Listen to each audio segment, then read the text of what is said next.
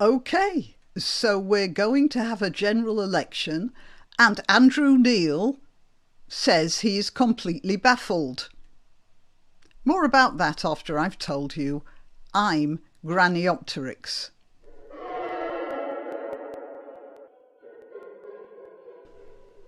So, this is our dear leader announcing a general election on the 4th of July. Earlier today, I spoke with His Majesty the King to request the dissolution of Parliament. The King has granted this request, and we will have a general election on the 4th of July.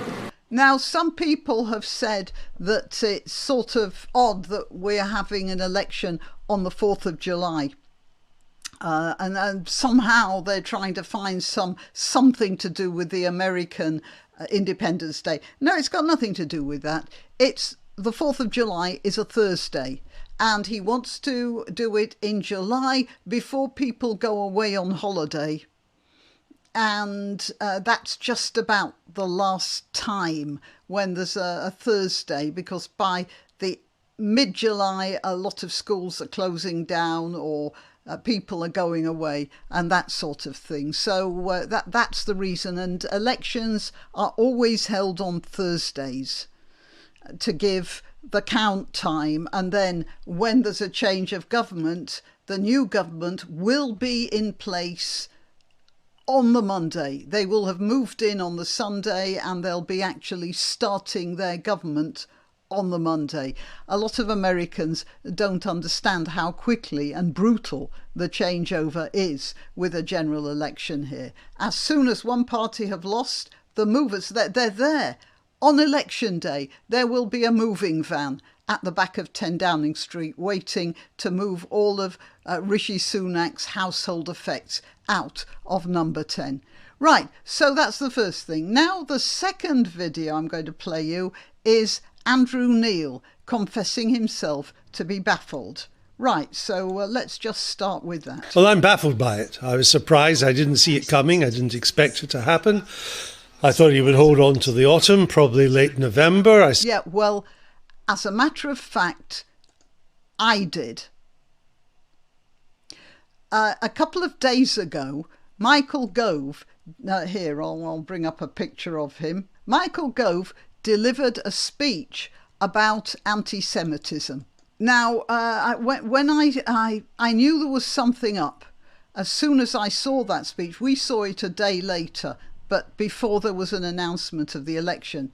Look, Gove has decided to talk about anti-Semitism now. We've had anti-Semitic marches, and many of them were, a large proportion of every march has had an anti-Semitic element to it.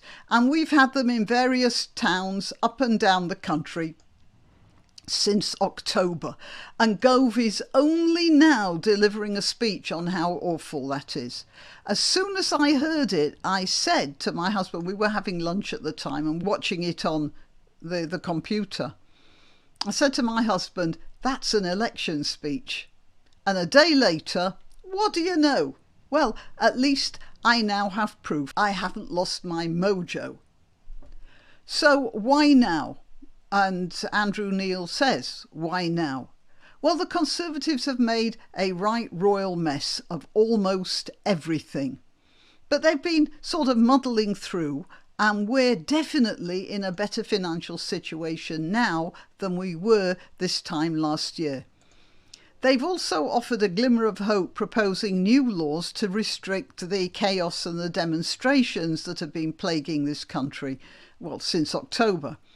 Look, the old laws were perfectly adequate, by the way, but I think they thought they had to do something to save the face of the inert police, who wouldn't act on the laws we had, but who can now act because they can insist they couldn't do that before, but now they have the new laws, they can. That's a whole load of bunkum, and it's just an extra layer of laws we don't need. However, it allows the police to get away with their bad behaviour up to now. So the streets are going to be a little bit quieter henceforth. And things, because of the financial situation improving, things aren't going to cost quite as much. There is a glimmer of hope, but it's not going to last. And that's why Andrew Neil says here, just a minute, let's hear what Andrew Neil says about when he thought the election was. As I say, baffled. To me, it kind of beggars belief. I don't understand the logic of it. No doubt people will now they'll be being briefed as to why he's decided to do this. But as I go through everything that could happen between now and November, look, I would say the Tories have a mountain to climb to win the election whenever it is. Pretty much, I think, mission impossible. But if they had a chance, it was a better chance in November than July.